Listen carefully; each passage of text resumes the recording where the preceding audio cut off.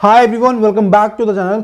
आज की वीडियो में हम डिस्कस करेंगे कि कैसे मार्केट जो रीसेंट सेशन के अंदर बढ़ी है वो क्यों बढ़ी है, क्या हुआ एग्जैक्टली एंड यूएस ने जो यूएस के फेडरल बैंक है उसने जो डॉविश स्टैंस लिया है उसका मतलब क्या है एंड उससे क्या पॉजिटिव इंपैक्ट आया है मार्केट के अंदर।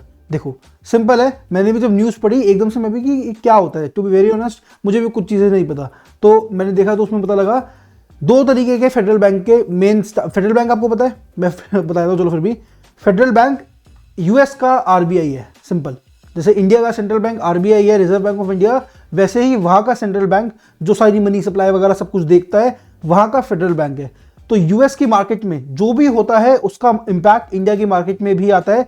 सिंपल, बहुत सारे लोगों को पता है, कुछ लोगों को नहीं पता, सो मैं बिल्कुल डम डाउन करके बता रहा हूँ। यूएस की मार्केट में जो भी होता है उसका इम्पैक्ट इंडिया की मार्केट में आता है। सिंपल, अब इंडिया का सेंट्रल बैंक आरबीआई, वहाँ का central bank federal bank, right. अब जैसे इंडिया के अंदर अभी कुछ दिनों पहले न्यूज़ आई थी कि आरबीआई ने रेपो रेट सेम रखा है, मतलब इंटरेस्ट रेट्स सेम रखे हैं, तो उससे ऑब्वियसली एक पॉजिटिव इंपैक्ट बना कि चलो इंटरेस्ट रेट्स बड़े नहीं हैं, जो हमें पैसा उधार पे लेना है बैंक्स को वो उधार मतलब उसके इंटरेस्ट रेट्स नहीं बढ़े, तो वो अच्छी चीज़ है।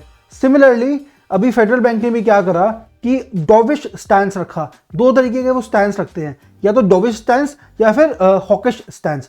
डॉविश स्टैंस के अंदर होता है कि वो इंटरेस्ट रेट्स को कम कर रहे हैं और मनी की सप्लाई बढ़ा रहे हैं। अगर ये होता है तो इससे जो भी जिन लोगों को पैसे उधार लेने हैं उनको पैसे जो उधार आराम से मिलेगा, पैसे आराम से मिलेंगे, मार्केट के अंदर पैसा आएगा। जब इकोनॉमी के अंदर ज़्यादा पैसा आता है तो कंपनीज फ्लरिश करती हैं।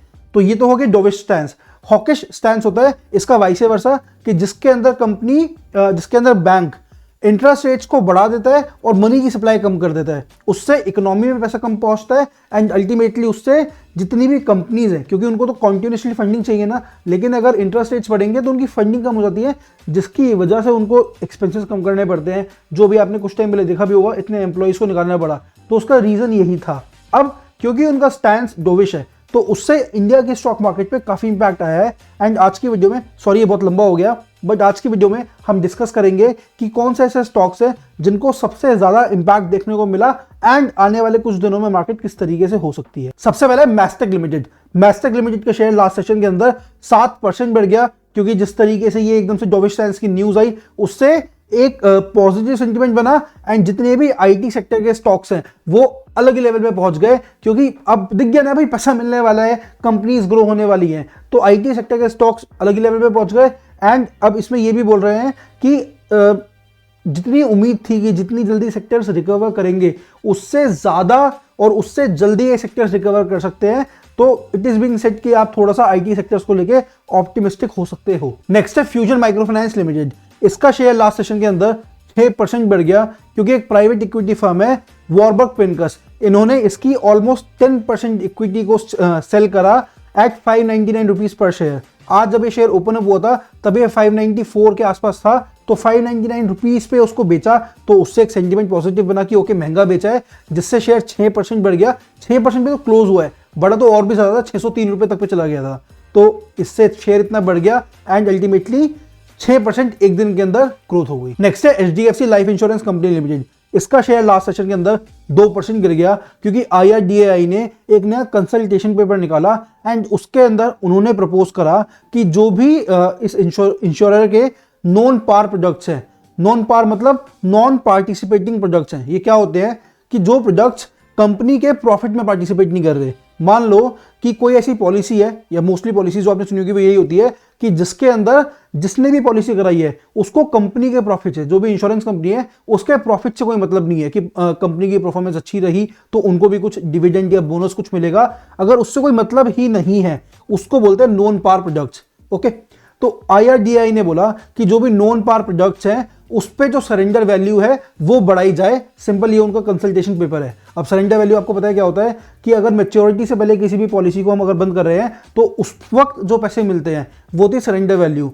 तो आईआरडीआई ने बोला कि सरेंडर वैल्यू को बढ़ाया जाए। अब सिंपल सी बात है, एज एन इंश्योरेंस कंपनी अगर सरेंडर वैल्यू बढ़ेगी तो उनको ज़्यादा पैसे देने पड़ेंगे, ज़्यादा पैसे देने पड़ेंगे तो प्रॉफिट्स कम होंगे, प्रॉफिट्स कम होंगे, नेगेटिव सेंटीमेंट बना एंड शेयर एक दिन के अंदर 2% गिर गया। अब जो HDFC life insurance company limited के साथ हुआ सेम हुआ मैक्स फाइनेंशियल लिमिटेड के साथ, जहां उनका शेयर गिरा 2%, इनका शेयर गिरा 3%। एंड रीजन सेम है कि जो IRDAI ने जो अपना कंसल्टेशन पेपर लॉन्च करा है, तो मैंने आपको एक्सप्लेन करा, सेम रीजन है एंड सेम रीजन की वजह से 3% एक दिन के अंदर गिर गया। नेक्स्ट है NBCC लिमिटेड। इसका शेयर लास्ट सेशन के अंदर 3% बढ़ गया, क्योंकि इनको एक प्रोजेक्ट मैनेजमेंट कंसल्टेंसी फर्म का कॉन्ट्रैक्ट मिला है 1500 करोड़ रुपए का, जिसके अंदर ये 1469 इतने वेयर हाउसेस बनाएंगे एग्रीकल्चर सेक्टर से पर्टेन करते हुए। एंड ये सारी न्यूज वायरल हुई, 3% शेयर बढ़ गया एंड शेयर के अंदर 52 वीक हाई भी लग गया। नेक्स्ट है IRCTC लिमिटेड। IRCTC लिमिटेड का शेयर लास्ट सेशन के अंदर 2% बढ़ गया, क्योंकि उन्होंने अनाउंस करा कि वो नॉन रेलवे कैटरिंग बिजनेस के अंदर वो एक्सपैंड कर रहे हैं, एक्सपेंशन ला रहे हैं, कि मतलब वो रेलवे के अलावा भी केटरिंग करेंगे, जो कि इतनी ऐसी कोई उम्मीद नहीं थी लोगों को। एंड ये it came as a shock कि ओके IRCTC भी एज अ ब्रांड बिजनेस अपना नेशन वाइड बढ़ा रहा है, which is a good thing. Share 2% बढ़ गया इसीलिए। नेक्स्ट है LTI माइंट्री लिमिटेड।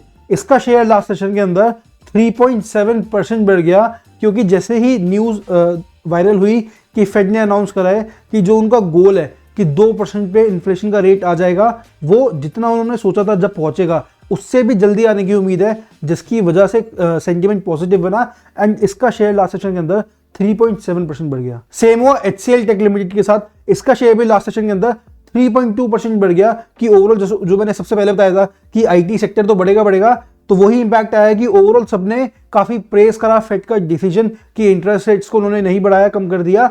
एंड जो ओवरऑल मैंने बताया अभी कि जो 2% का गोल था इन्फ्लेशन रेट का, वो जल्दी हो सकता है। इससे सेंटिमेंट ओवरऑल काफी अच्छा हुआ एंड HCL का शेयर लास्ट सेशन के अंदर 3.2% बढ़ गया। आप देख रहे हो कि किस तरीके से यूएस की मार्केट ने या यूएस के सेंट्रल बैंक ने इंडिया की मार्केट्स को इंपैक्ट करा, तो एक डायरेक्ट इंपैक्ट होता ही होता है। इसीलिए आई से कि आप यूएस की मार्केट्स को भी हमेशा नजर में रखो कि वहां पे क्या चल रहा है। एंड अगर आपने वो कोरिलेशन सीख लिया ना कि उस मार्केट का इंडियन मार्केट पे कैसे इंपैक्ट आ रहा है, तो आप जितना पैसा तब कमा पाओगे ना।